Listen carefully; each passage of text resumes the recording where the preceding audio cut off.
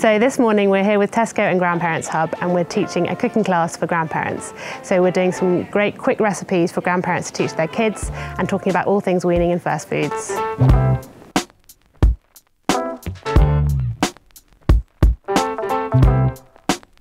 My daughter booked me onto this because she follows Piccolo on Instagram. Yes, very, very interesting actually. I've got 2 grandchildren. My 4-year-old would love making the muffins and my grandson will enjoy eating them because he does like his food. It's really interesting, really interesting. Alice has been a really good kind of teacher and told me several things I didn't know, I must admit.